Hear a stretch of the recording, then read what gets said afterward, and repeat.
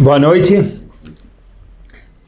A gente fala diariamente no nosso hino nacional uma frase. Eu queria mergulhar com vocês nessa frase hoje à noite, Bezrat Hashem, e aprender algo powermente power. Vamos lá. A gente fala no Shema Israel, meus queridos, que esse é nosso hino nacional, a gente sempre fala isso. Todos os outros hinos talvez sejam importantes, mas eles são recentes. O hino nacional que acompanhou o povo Yehudi durante todo o tempo, desde que ele é povo Yehudi até hoje, desde que nós somos um povo até hoje, é Shema Israel, Adonai Eloheinu Adonai Echad. E no meio do Shema Israel, nós falamos Vehayu adevarim haele asher anochi metzavecha yom al levavecha. Um dos versos a gente fala, traduz em seguida, e serão essas palavras que eu estou te comandando, Hashem dizendo, hoje, para você colocar sobre o seu coração. Agora, o Talmud pergunta que tem uma das partes difíceis que constam no Shema, até o shiur de hoje, Bezrat Hashem, depois a gente vai conseguir entender, não vai ficar mais difícil, é a seguinte: por que a gente falou nesse verso no Shema, Hayom alevavecha, eu estou te comandando sobre as mitzvot hoje? Mas peraí, a Torá não foi dada hoje? Como que nós repetimos esse verso da Torá? E nesse verso da Torá está escrito Asher anochi metzavecha hayom alevavecha, eu estou te ordenando hoje para você colocar essas palavras, as mitzvot, a Torá, no seu coração. Mas peraí, eu posso colocar no meu coração? Mas não foi ordenado metzavecha hayom, nos foi ordenado hoje. Foi ordenado há 3.000 anos atrás, no Har Sinai. Essa é a pergunta que Chachamim fazem. E a resposta de Chachamim, eu vou trazer para vocês, depois quero aprender junto com vocês, é o seguinte: olha para a Torá como se ela tivesse sido dada hoje. Na verdade, quando Hashem falou Hayom al levavecha, eu estou te ordenando hoje, não pensa você que eu te dei a Torá há 3.000 anos atrás e that's it. Sim, Hashem dizendo eu lhes dei a Torá, nos deu a Torá há 3.000 anos atrás, mas cada dia de novo a Kadosh Baruch Hu nos dá a Torá.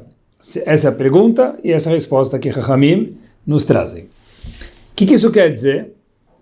Vamos aprender um pouquinho. É o seguinte, tenta imaginar, para a gente primeiro entender a resposta um pouquinho, o primeiro dia que alguém ganhou aquela primeira bicicleta dele ou a 10ª bicicleta, tanto faz.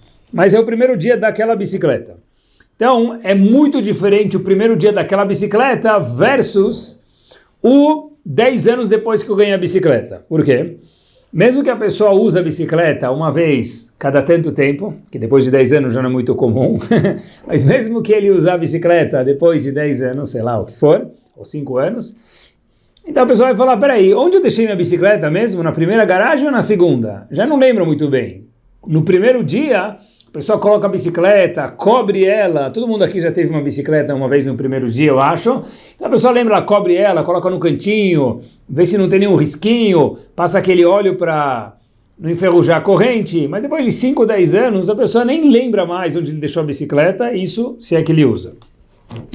Então, Chachamim falam pra gente, olha, tenta olhar para a sua bicicleta, no comparativo aqui às mitzvot, Torá, como se fosse o primeiro dia.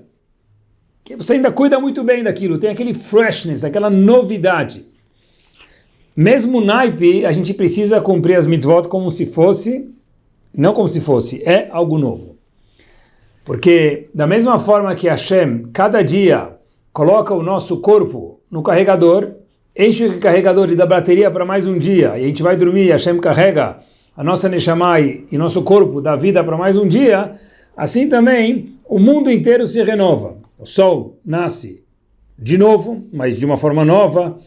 Por isso que a gente fala Baruch Ata Hashem Yotzer HaMeorot. O que quer dizer Yotzer HaMeorot? Yotzer está no singular, no presente. Baruch Ata Hashem, a gente fala todos os dias em Shaharit, Yotzer, logo antes do Shema, Yotzer HaMeorot, que Hashem cria os astros. Pergunta Rav Chaim de Volozhin, Hashem criou os astros lá em Bereshit, não cria as of today.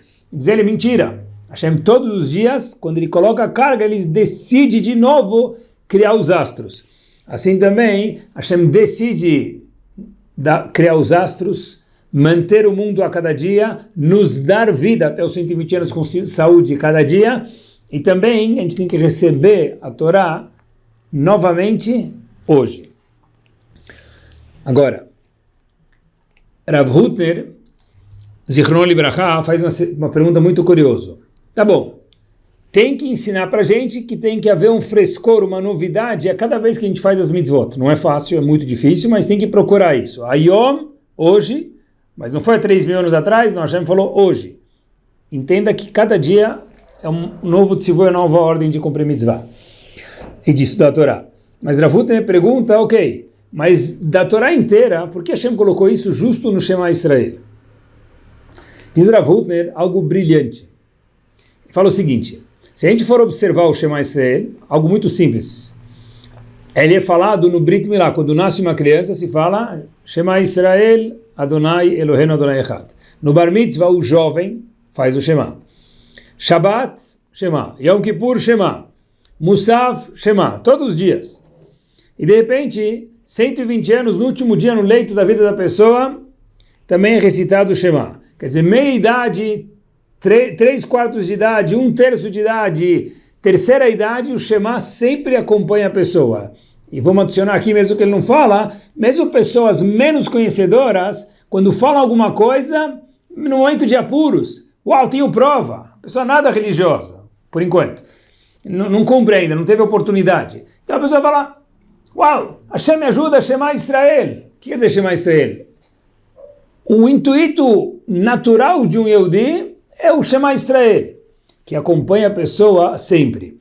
Então diz Rav Hutner, Hashem colocou essa ordem de procurar o frescor das mitzvot justo no Shema, porque o Shema é o que acompanha qualquer tipo de Yehudi, homem ou mulher, a qualquer momento da vida, sendo ele mais conhecedor de Torah e mitzvot e cumpridor ou menos. Por quê? Porque isso é um conceito que não pode faltar, diz Rav Hutner, para absolutamente ninguém. Por isso que foi colocado justo no Shema Israel, esse frescor das mitzvot. Queria dar um passo para frente com vocês nesse assunto único hoje, é o seguinte. Rav Dessler, no seu livro Michtav Merial, traz um ponto muito curioso na Torá.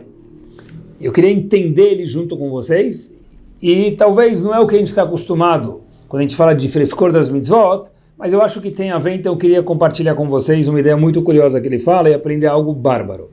É o seguinte, Rav Dessler conta pra gente algo muito interessante. Ele fala sobre um personagem chamado Lot. Lot, sobrinho de Avram Avinu. A gente sabe que Sodom estava prestes a ser destruído. Sefer Bereshit. E Lot ia ser destruído junto com Sodom, porque ele morava em Sodom. Se Sodom vai ser destruído e Lot mora lá, então ele deveria ir junto. De repente, Lot apresentou um coringa, e ele foi salvo. O que salvou somente Lot e sua família de Sodom? Diz a Torá para a gente, Vaiskor Elohim et Avraham, Vaishalach et Lot mitoch hafecha. Parashat Vayera, Perek Yutet, Pasuk Haftet. Deus lembrou Avraham, já que ele lembrou Avraham, diz a Torá, ele mandou Hashem salvar Lot da destruição de Sodom. Ou seja, Lot deveria ter sido destruído. Mas já que Hashem lembrou de Avraham, Hashem salvou o sobrinho dele chamado Lot da destruição de Sodom, apesar que Lot morava em Sodom quando ela foi ser destruída. Rashi fala pra gente, olha, é difícil de ler esse passuco. Hashem lembrou de Avraham e salvou Sodom. E salvou Lot de Sodom. Peraí, o mérito de Avraham ou de Lot ser salvo de Sodom? Rashi nos conta o seguinte, quando Avram Avinu, anos atrás, chegou no Egito com sua esposa, Sará, ele viu que o pessoal estava de olho em Sará, porque Sará era muito, muito, muito bonita, fisicamente também. De repente, Avram Avinu falou, olha, se eu falar para a galera que ela é minha esposa, eles vão me matar para poder casar com ela. Então Avram Avinu falou para o pessoal no Egito, olha, eu sou irmão dela, e no máximo eles vão querer me agradar para poder casar com minha esposa, para poder casar com ela, e vamos ver o que acontece. Mas eu não posso falar que ela é minha esposa, porque senão vão me matar para poder pegar essa moça maravilhosa, Sará. Então Avraham Avinu chegou para o pessoal do Egito e perguntou para ele, quem é essa? Ele falou, essa é minha irmã. Lot estava presente, de novo, antes de Sodom isso, Lot estava lá presente e Lot ficou quieto. Então diz Rashi, assim que ele leu o passuco, Vaiskor Elohim et Avraham, Hashem lembrou de Avraham, quer dizer, lembrou de Avraham, lembrou o episódio que aconteceu com Avraham e Sará, que Lot não dedou ele, falando que não era irmã e era sim esposa, senão ia prejudicar Avraham e matar Avraham. E aí vai Shalach et Lot mitochafecha. Nesse mérito, nesse coringa, Lot foi salvo, único, com sua família de Sodom. Mas ninguém foi salvo. Esse foi o mérito de Lot. Pergunta que Rav Dessler faz é power ao cubo. É o seguinte, olha que power, pessoal.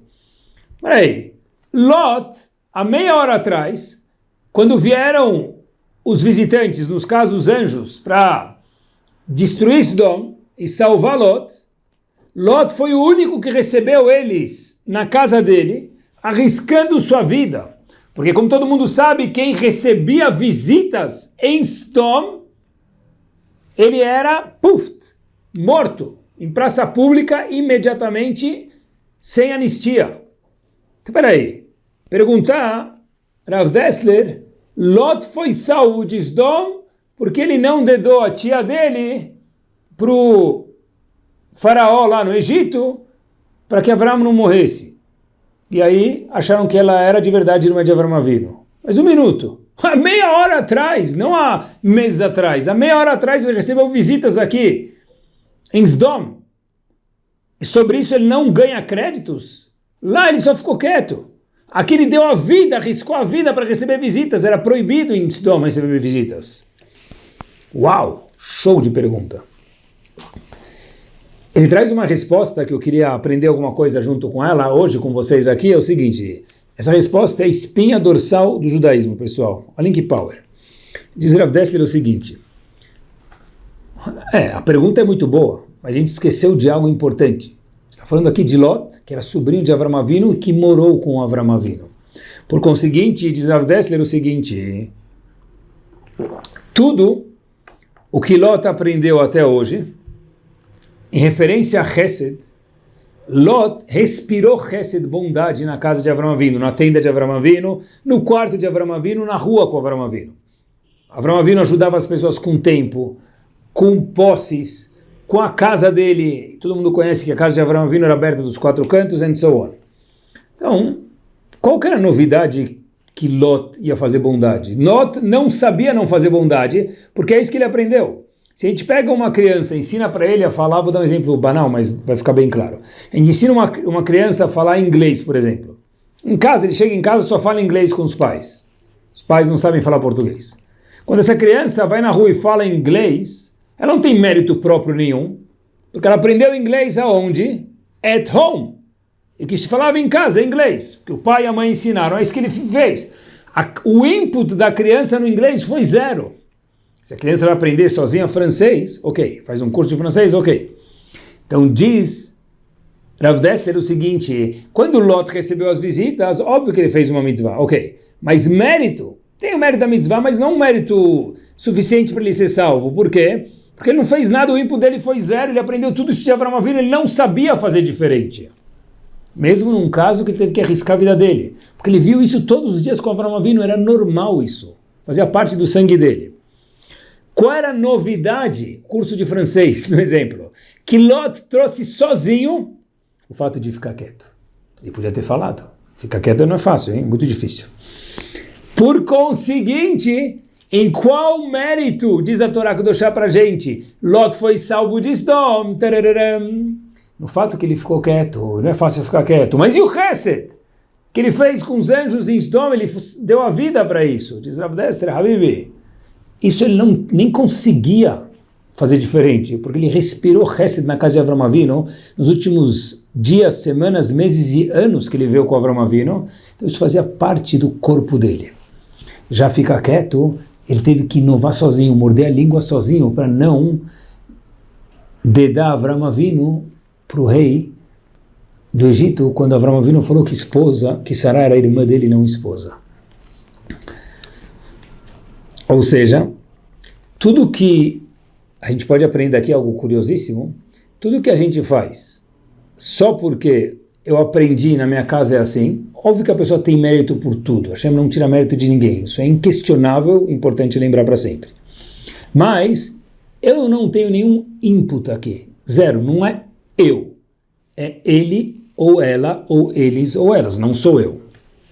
Agora, quando escutem o que eu vou falar agora, menor que seja a mitzvah, repito, menor, não existe mitzvah pequena, mas nos nossos olhos, por menor que seja a mitzvah, queridos, eu decidi quebrar uma barreira e fazer algo novo, melhor ou diferente, mashallah aleikum, aí sim, aí esse mérito é meu.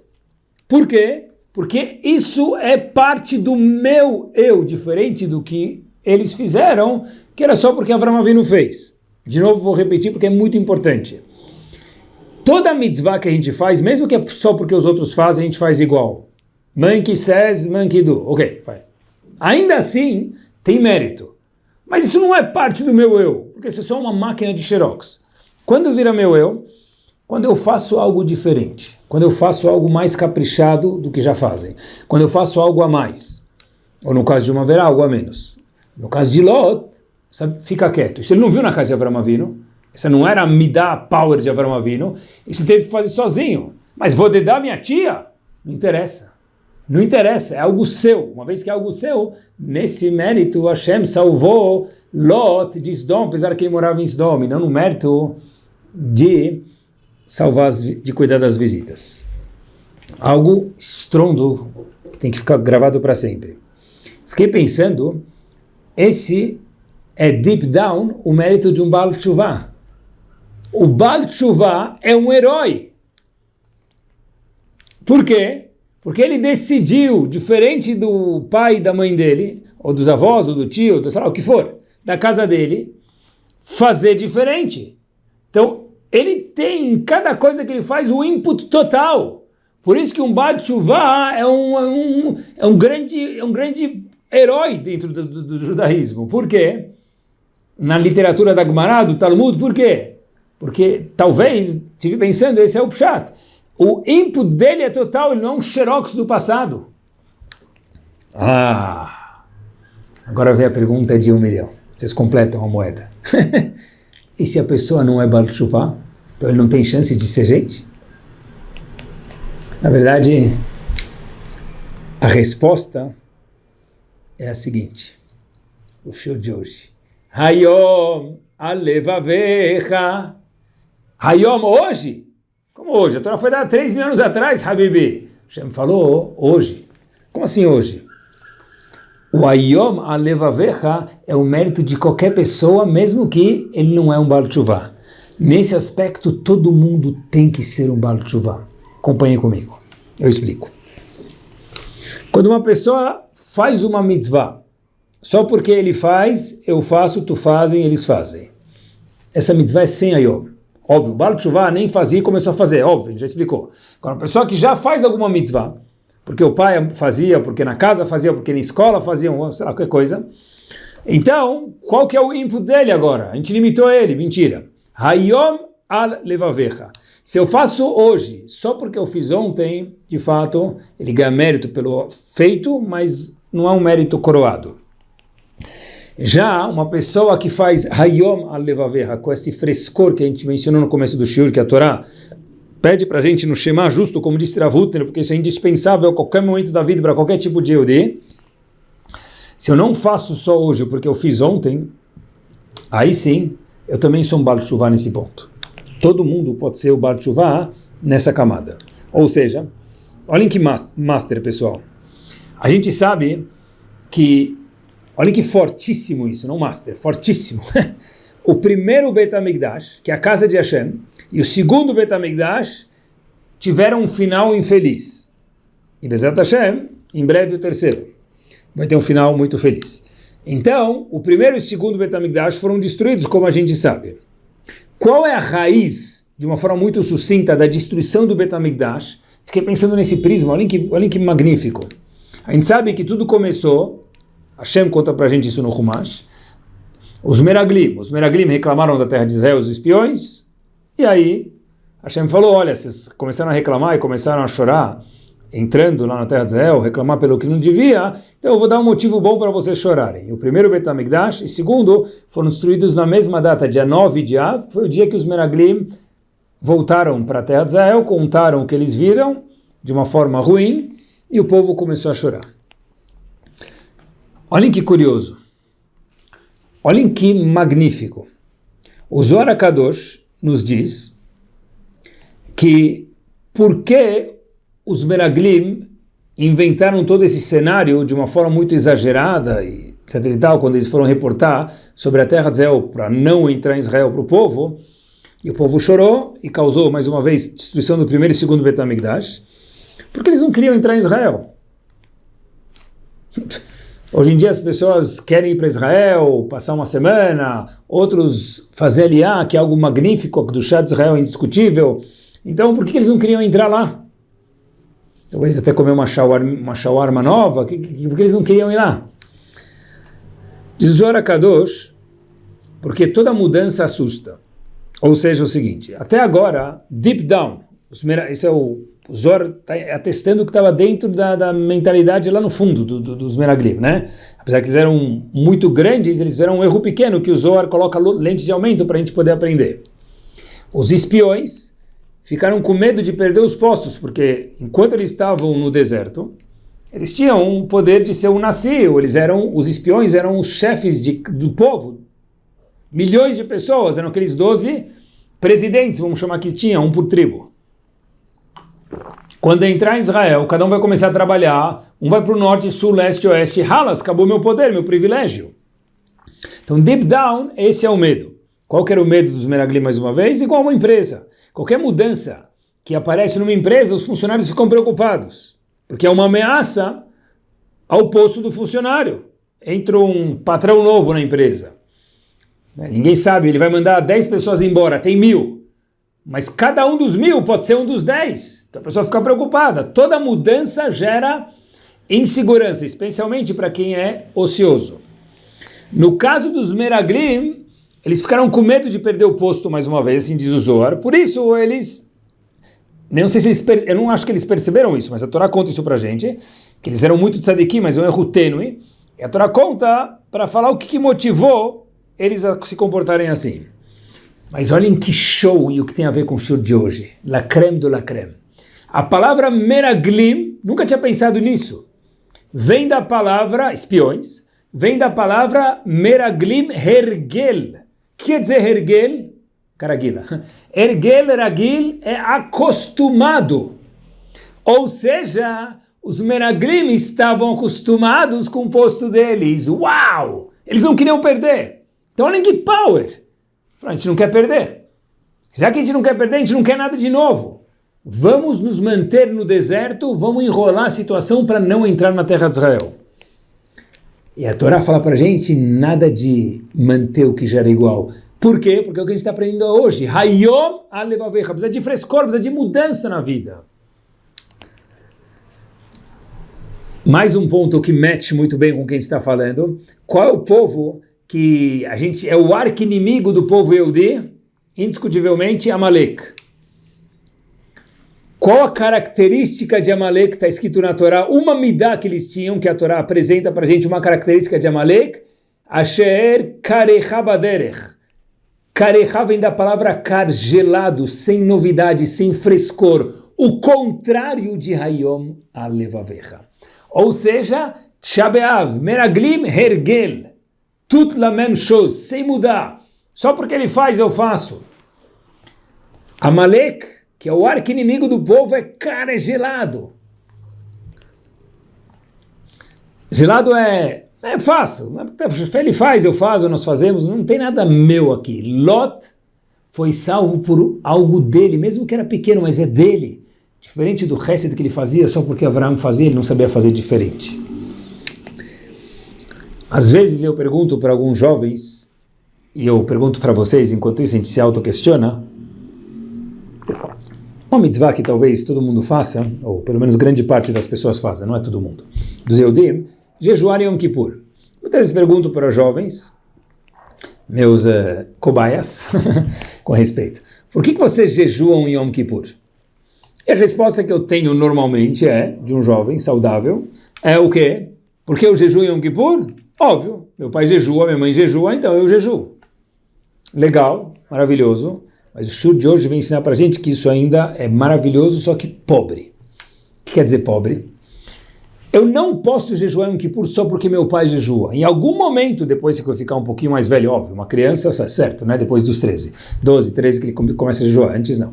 Então ele começa a jejuar 11, 12, 13, um pouquinho, 13 já precisa tudo. Então a pessoa vai lá, ok, mas quando ele chega a 15, 16, 20, 30, 40 anos, eu não posso jejuar só porque meu pai e minha mãe jejuavam. Eu preciso jejuar porque eu decidi e entendi que isso é importante. Eu aprendi melhor que isso é importante. Óbvio, com a educação dos meus pais me deu um trampolim, mas eu preciso dar um passo adiante. Se a gente pega um Baal Teshuvah, por exemplo, olhem que legal, e pergunta para ele, por que você jejua? Os pais dele não jejuavam. Ele falou, porque eu decidi jejuar. É uma coisa minha isso. Ele fica até bravo. Como assim? É meu? Sou eu isso. Isso é o Ayom HaLevaveh. Esse é o frescor das mitzvot. Se a gente vai na casa de um Baal Teshuvah, por exemplo, ele cumpre Shabbat, e a família não cumpre, a gente vê, é outro Shabbat, é uma novidade. Já alguém que cumpre, porque o pai cumpre, sabe, então a pessoa já chega lá, o pai dormia no sofá, e ela continua dormindo no sofá, e tudo continua igual. Mas tem que ter alguma novidade, não é fácil, por isso que a gente lê todos os dias, mas é imprescindível. Como disse Rav Hutner, Hayom HaLevaveh, diz a Gemara, Hayom, hoje. A Torá não foi dada hoje, diz foi, igual os astros foram criados hoje para a gente, a vida foi dada hoje para a gente hoje, a mitzvah de estudar a Torá agora está sendo dada para a gente agora nesse shiur. E todas as outras mitzvot também. Não é à toa que a gente... É um pouco difícil esse Ayom, por isso que a gente está falando sobre isso, esse frescor das mitzvot, fazê-las com carinho especial, mas, no fundo, queridos, todo mundo aprecia isso. Querem ver? Quando a gente escuta que alguém colocou tefilim, a gente fala legal. Quando a gente escuta que alguém se esforçou para colocar tefilim, ele estava viajando, por exemplo, chegou 200 km daqui, lembrou que não tinha levado o tefilim. Voltou 200 km, pegar o tefilim e voltou de novo 200 km para o destino onde ele estava lá, passando o fim de semana, umas férias ou o que for. Uau! Ele andou 400 km para não ficar sem colocar tefilim, a gente fala esse uau. O que ele fez para criar o nosso uau? Ele teve que se empenhar para fazer a mitzvah, não só fez porque faziam. E por que isso causa um uau para a gente? Não só em mitzvot, em tudo. Porque quando a gente tem paixão por algo, isso gera entusiasmo. E o entusiasmo também gera paixão. É uma roda.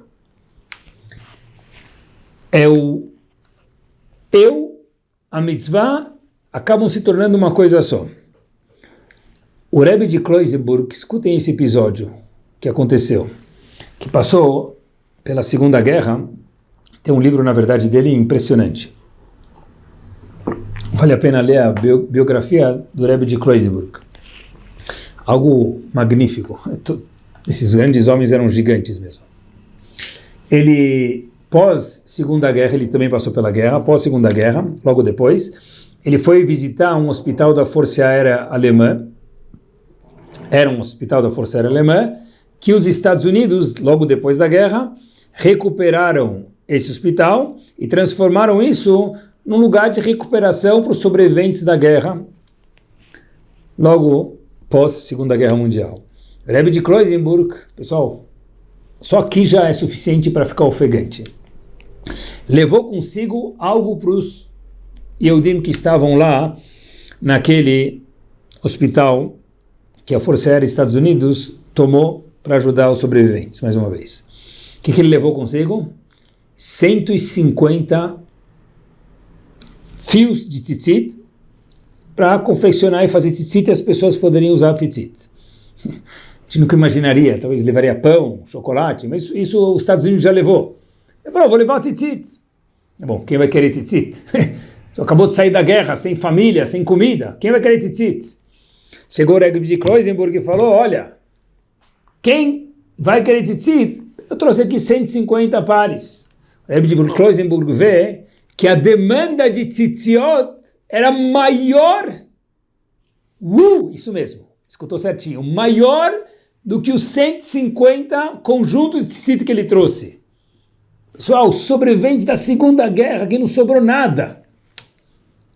Eu quero. Tinha mais candidatos do que pares de tzitzit. Rebbe de Kloisenburg diz, olha, meus queridos, que alegria, mas só tenho 150 e tem mais que 150. O que a gente faz? Sorteio. Havia um Yehudi lá, presente, nome dele, Mendel Psitzik. Esse Mendel, ele queria muito tzitzit. O que ele fez? A pessoa só é obrigada a usar tzitzit de acordo com a lei quando tem uma roupa de 4 pontas. Hoje em dia a gente cria uma roupa de 4 pontas para ter o mérito de usar tzitzit. Mas inicialmente na Torá está escrito, só se a gente tem uma roupa de 4 pontas você vai colocar tzitzit. Então Mendel, o que ele fez? Ele era um dos candidatos que estava lá presente. Rasgou a camisa dele, dos dois lados, automaticamente a camisa teve embaixo 4 pontas, e Mendel falou, eu tenho prioridade, porque eu já tenho uma roupa de 4 cantos, enquanto que ninguém aqui tem. Mendel Hassid de Lodz fez isso. Pessoal, pós-Segunda Guerra, num local de ajuda aos sobreviventes, Mendel diz, Rebbe, um par de tzitzit é meus. Um conjunto de tzitziot são meus. O Rebbe falou, olha, eu já avisei que ia ter um sorteio. Mas Mendel falou, eu já tenho uma roupa de 4 cantos. O Rebbe disse, me desculpa, mas eu já falei, vai ter um sorteio para decidir quem vai ganhar. Eu disse o Rebbe de Kloisenburg, não se preocupa. Porque se você fez de verdade Leshem Shamaim, para poder cumprir a mitzvah, Hashem vai te fazer ganhar. E o Rebbe de Kloisenburg vai fazer o sorteio. Ele sorteia o primeiro nome, Mendel, o Hassid de Lodz. Pediu um tzitzit, já é power nessa ocasião. Rasgar a roupa e falar, tem que ser eu. Disse o Rebbe de Kloisenburg, se você fez Leshem Shamaim, você vai ganhar o sorteio. E de fato ele ganhou. Isso é frescor pelas mitzvot. Isso é amor pelas mitzvot. Isso é ayom al levavecha. Quem já usa tzitzit Baruch Hashem, quando for colocar amanhã de manhã, ou quando já estiver usando hoje, dá um beijo no tzitzit e fala, Hashem, que privilégio poder ter um corpo, poder ter uma roupa, e ter você, Hashem, me ordenado a colocar tzitzit. Aonde está o input de um Baal Teshuvah? A gente explicou, e quem não é Baal Teshuvah? Respondemos agora. Mais um exemplo para vocês de algo que aconteceu. E a gente arregala os olhos por isso. Por quê? Porque deep down todo mundo gosta do Hayom al-Levavecha, do frescor nas mitzvot. Isso é impactante para qualquer pessoa. Pesach estava chegando. Biografia do Rebbe de Kloisenburg de novo. Dentro, agora já anos antes, dentro dos campos de trabalho, Segunda Guerra. Perguntaram para o Rebbe de Kloisenburg, Rebbe, como que a gente vai ter matzah para comemorar Pesach? Pessoal, a preocupação de alguém, como a gente vai ter matzah? Como que a pessoa sabia, cada vez que eu vou na Marcha da Vida acompanhando os alunos, eu me questiono como eles sabiam que dia que era e quando era Pesach. Não tinha um calendário, não tinha um relógio, não tinha nada. A gente contava. Cada dia quando amanhecia, hoje é tal dia, hoje é tal dia, hoje é tal dia, para não perder a conta. Rebbe, voltando à história, como que a gente vai conseguir matzah? Disse o Rebbe de Kloisenburg, nós teremos matzah, não se preocupe. Tá bom? Havia um Yehudi no campo, vivia perto do Rebbe de Kloisenburg, chamado Moshe Einhorn. E Moshe Einhorn pergunta para o Rebbe de Kloisenburg, Menuen Lauen, da onde por onde a gente vai ter matzah? O Rebbe de Kloisenburg disse para ele, não se preocupe. Hashem vai mandar, a gente quer fazer mitzvah com vontade, Hashem vai mandar, no question. Naquele dia, horas depois, aviões dos aliados, no fim da guerra, começaram a bombardear algumas posições estratégicas dos alemães. Uma das posições que os aliados começaram a bombardear foi a estação ferroviária. Terminou o bombardeio, algumas horas depois. Os nazistas viram aquela sujeira na estação ferroviária.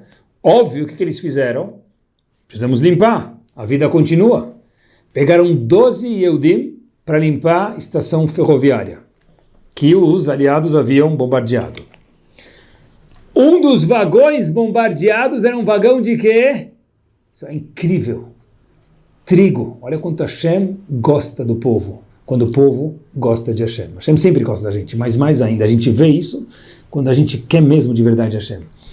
Um dos vagões era uma carga de trigo. Os Yehudim, quando estavam limpando, começaram a colocar no bolso deles o trigo que eles conseguiam colocar na roupa. Fazer um buraquinho em volta da roupa, fizer um jeito para poder colocar um pouquinho de trigo. Apesar que eles sabiam que se eles fossem pegos levando trigo, era the end. Kadish al Israel, imediato. Mas um dos presentes que estava lá chamava-se Rav Chaim Hager. Ele disse, quando contou a história, era impossível descrever a alegria daqueles 12 Yehudim que estavam no campo de trabalho, limpando a ferrovia por pressão dos alemães, a alegria. Não dá nem para falar a palavra alegria não, naquela situação, mas eles estavam sim alegres porque encontraram farinha. Voltaram para o campo, para as barracas onde dormiam, começaram a amassar farinha, e precisavam agora assar as matzot, e como a gente vai acender um fogo dentro dos dormitórios, não podemos nem chamar de dormitório, aquele lugar onde eles dormiam, dentro dos campos de trabalho, colocaram o cobertor que eles tinham, o lençol que eles tinham na janela, para os alemães não verem. Um dos Yehudim ficava fora, vendo se vinha alguém perigoso de fora, e enquanto eles estavam com aquele fogo, com aquela farinha que eles conseguiram, eles cantavam para Hashem, Hodu Lashem Kitov, Kili Olam Hasdo, quanto Hashem é bom. Pessoal, uau! Matzah? Comer matzah? Tem, sei lá, compra aí a que tiver. Como assim?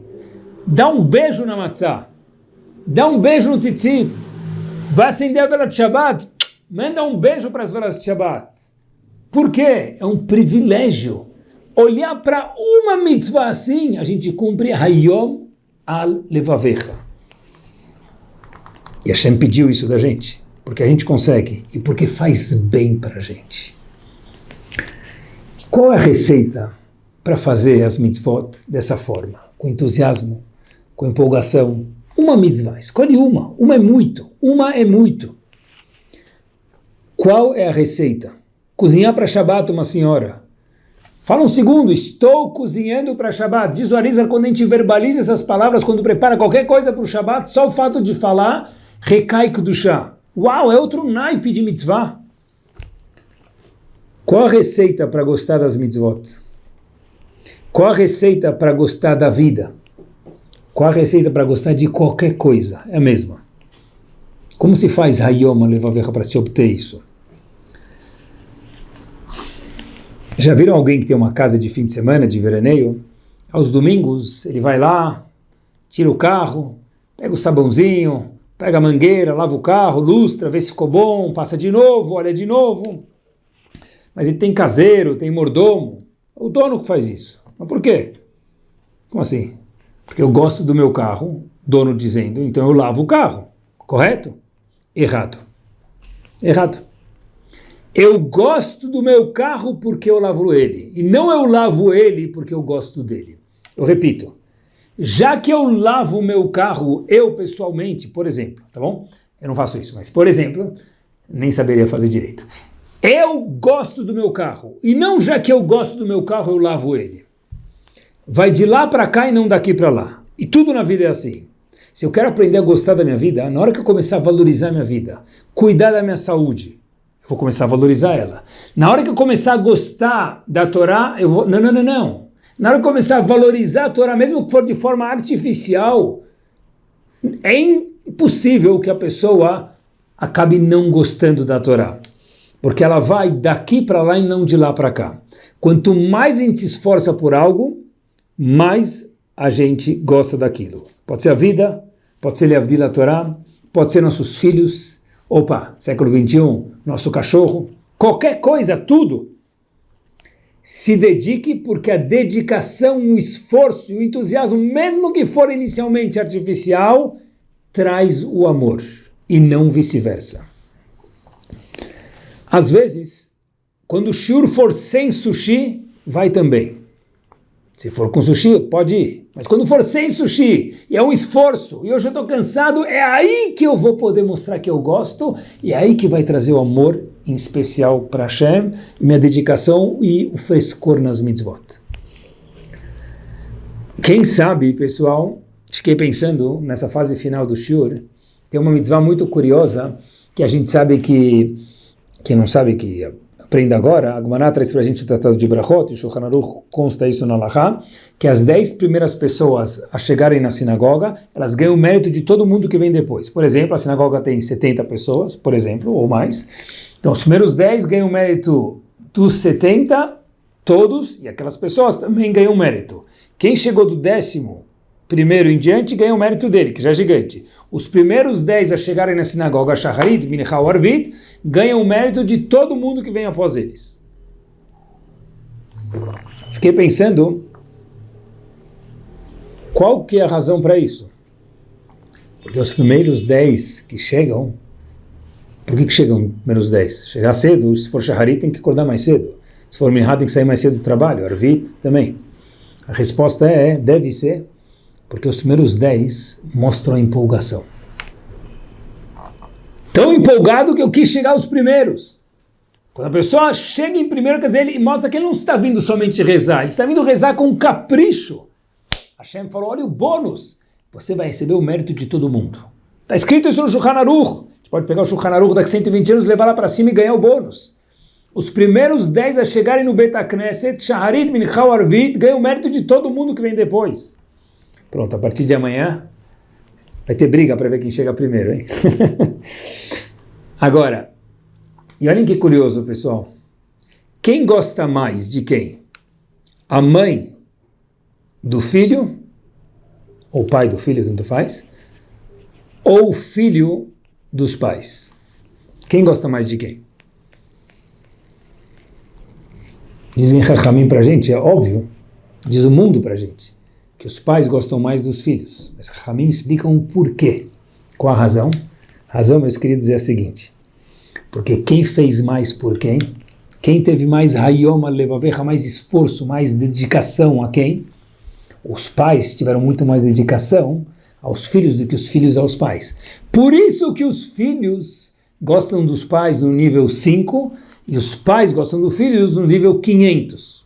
Sem exagerar. Por quê? Porque a gente fez muito mais para os nossos filhos do que eles fizeram pela gente. Eles vão fazer Bezat Hashem para os filhos deles. O Al-Shich HaKadosh diz, nessa linha de pensamento, que um pai consegue sustentar 10 filhos, mas 10 filhos não conseguem sustentar um pai. Qual é a razão? Não é monetariamente falando somente. Porque, de novo, olhem que interessante, um pai tem tantos filhos, ele sustenta todos. Escola, balé, inglês, aula de Torá, natação, aula particular, tudo. E os filhos não sustentam os pais, que Bezat Hashem ninguém precise, mas por que isso? A resposta é, por que esse fato é verdadeiro? A gente aprendeu hoje, quando a gente se dedica por algo, a gente ama, e quando a gente ama, a gente acaba ficando viciado, a gente consegue sustentar todos os nossos filhos. Por isso que Hashem faz o mesmo com a gente, porque Ele ama a gente, faz tanto pela gente, o amor de Hashem pela gente é muito maior do que nosso por Hashem. Mas a mensagem que fica aqui final é quando a gente quer gostar de qualquer coisa na vida, não é eu vou esperar gostar para depois eu investir. Habibi, esse não é o caminho. Investe, se esforça, o dia que estiver chovendo, o dia que não tiver sushi, vai. O dia que eu estiver cansado, eu vou rezar, não com emburrado, com esforço. Eu vou. O esforço traz o amor para tudo. Trabalho, família, esposa, marido, Torá, mitzvot, congregação. Quem ama mais a sinagoga do que todo mundo? Aquele que trabalha voluntariamente lá.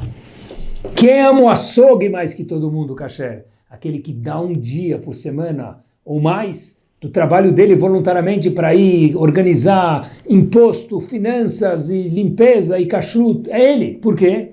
Porque o esforço traz o amor em tudo. E com essa história a gente termina o show de hoje. Falando em esforço. Dov via sua mãe trabalhando muito. Dov, filho, mãe, trabalhava muito para sustentar o filho. Em especial, ela trabalhava com muito carinho para sustentar e pagar o melamed, o professor, pagar ele, o melamed do filho. Naquela época não tinha escola, era um melamed, um professor por criança. Ela pegava um professor muito bom para pagar o chinuch, a educação de Torá, do filho dela, Dov.